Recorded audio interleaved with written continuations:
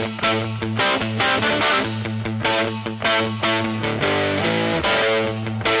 to the Total Outdoors with the Yankee Cowboy. Tonight we're going to be talking about the Gerber Epic. Been using it for a while now. As far as a bushcraft knife, you know, for chopping small sticks and stuff like that, it's been performing pretty well. There's another Gerber knife that I'm going to be getting that's going to not so much replace this. This is still going to have its place for me, but this next one I want to get is an LMF2. It's a Gerber. It's a survival knife. It's the Aztec LMF2. If you get a chance, check that knife out and stay tuned because I will be getting it eventually. But also, my buddy Larry over at North Branch Unlimited, he did a video on his sharpening system that I just picked up, and hopefully he has better luck with his than I had with my similar system. I had the Smith Precision.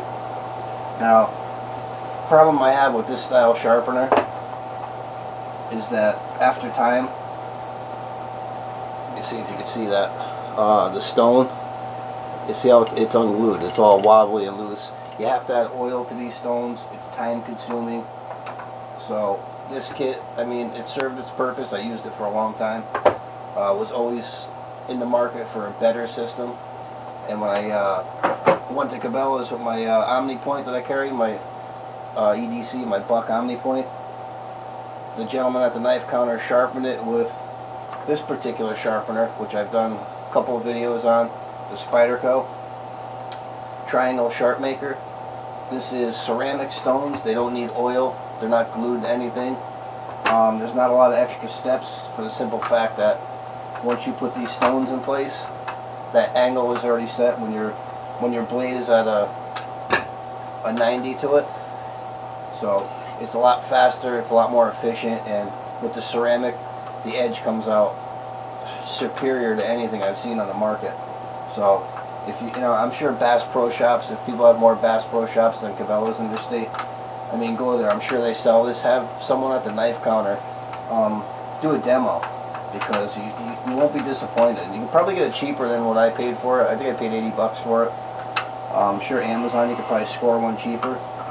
But that's just my whole take on the sharpening systems. The Spyderco, I don't know. For me, it's the way to go. I mean, it makes things razor sharp. But let's get back to the Gerber. I did a brief review on it. Now that I've used it, put it through its paces. That's what I'm doing now. I'm doing an initial review on most of my gear, and then I'm going to do a follow-up review. So you may see some repetitive stuff, but I feel that it's got to be done, because this particular sheath, this clip on it sucks. It doesn't hold tight at all. I mean, it's easy to put on, but as soon as you go to pull this knife, it comes right out. So I mean, this sheath is it's no good as far as the clip goes. The way this locks in, you hear it snap. It has a positive click. Excuse me. You have to put your thumb on it to pop it free. So the belt clip is kind of irrelevant on it.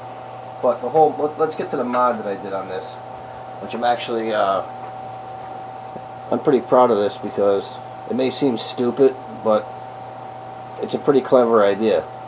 See this loop on here that I got on here? That's paracord. It's knotted on each end. What this is, it's a finger sling.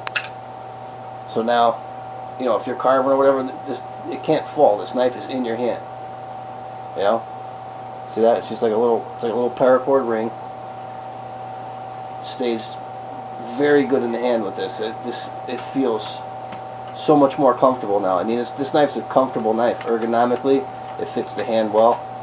But now with this, just a little addition of this sling. The idea wasn't totally mine. Nobody else has done this with a Gerber Epic. That's why I'm doing the video on this. But my intention was, I seen that Gerber LMF. Somebody had made a hand sling for it to hold on to it. So I said, you know what? I remember my Epic has 2 holes in it, and I was always thinking of wrapping this with paracord. But after seeing that, I was like, well, it's not big enough for a hand sling. I said, but geez, this would be a good idea for a finger sling. And wouldn't you know it, it's just fantastic. Now if you're carving or something, your hand slips or hooks up on it, I mean, the knife isn't going anywhere. It's in your hand. that ring just really holds it on. I wish all knives had it. It's such a great idea. So I just wanted to share that. So if you guys have a knife, or you could even drill holes in it. You may see me modding some other knives. I may actually drill some holes in some knives to just do this. Sounds nuts, but if you have this knife, by all means, make yourself a finger sling. And how I did it was, I ran the paracord through, I knotted one in and burned it. And then what I did was I brought it through the other side and out, left a lot on the other end. I didn't cut it. Slide it over your finger, and now on this back side you'll have your longer piece.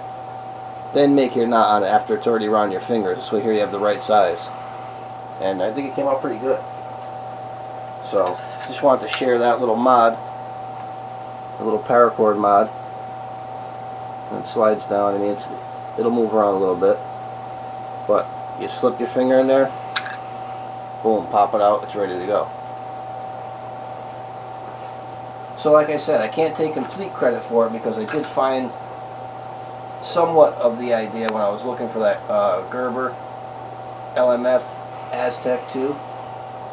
But I says, you know what, a finger sling would be pretty cool. And I do have some other knives that have, I think this is G10 material that they use, this plastic, that have this material, which would be no problem to throw in the drill press and drill a couple of holes in there and put a finger sling on it. No, it's going to be geared more towards your bigger knives. You would do that. You certainly wouldn't do it on something like this. It's just, you can't do it. First off, there's really no handle to speak of on this, and the belt clip is in the way, number 2. So you really there's just no reason for it. I do have a couple other bigger knives that I could probably do it on, which you may see. But that's pretty much the gist of that. Another quick note, let's get back to the Spyderco for a minute. I hate to beat up on this thing, but I mean, this sharpener, these ceramic stones, I mean, they're very easy to clean. When they do get a little gummed up with some of the carbon that'll come down off your blade, you just take a little bit of Comet, a Scotch-Brite, in the sink. I wash them out, let them dry off, and they're ready to go. I can usually I could probably get a half a dozen sharpenings on it before I have to clean them. And you'll see it. I mean, these are white. You'll see all the carbon in it. You'll know when they need to be cleaned. But and you can also buy replacement stones, so it's not a big deal. Again, you know, this particular one I tend to stay away from, just for the fact that, I mean, there's stones and they need to be oiled. You need honing oil. You got to put each one of these little rings on and clamp the blade down. It's just, and I got a lot of knives, so I don't have the time for that. You know, I had to do it at one point for a while because it's all I had for a sharpening system, and it did get them sharp, but it didn't get them as sharp as the Spyderco. That's why I highly promote that Spyderco. In any of my videos that I talk about it, I can't say enough about it. I wouldn't have bought it otherwise, you know. I mean, I'm not going to buy stuff just for the sake of buying it. I usually tend to do a little bit of research before I buy stuff, and the proof was in the pudding when I gave him the knife and he sharpened it, and you know, he gave it to me, and I was able to shave hair right off my hand with it. So that was great. So that was one of the main reasons why I picked it up, because it was done right before my very eyes. You know, I didn't have to buy it and waste my money on it like I did on a lot of things in life. So that's about it for the Spyderco. That's all I'm going to say for that. Hopefully you guys enjoyed the little mod I did here on the Gerber. I do got some other stuff that I'm waiting on in the mail, and I did pick up some more Maxpedition gear. So I'm going to be doing a couple of Maxpedition vids. I did get a request for an archery video. Somebody made a good point. Their question was, do I have any videos on, you know, for people beginning archery? And I don't. And I was pretty much a beginner myself, but now that I'm on my second bow and I've gone through some, you know, probably beginner mistakes and corrected all that, and meeting some good people up at the club, you know, I think I pretty much know enough now where I could do a video, and I'm going to do a video for this particular person. I don't remember his name off the top of my head, but when I do the video I will, boy, that sounded good, but I will mention his name and we're definitely going to do that video, which is a great idea. That's why I say, you know what, if you got video requests or anything, by all means, PM me, comments, whatever, because, you know, helps me keep on making videos, and, you know, it helps people out there that want to learn about something. So that's great, and I totally appreciate that. So that's it, guys, for the Gerber Epic mod and the Spyderco, and, you know, updates with some videos that are coming up. So any questions or comments, leave them below. As always, thanks for watching the Total Outdoors with the Yankee Cowboy.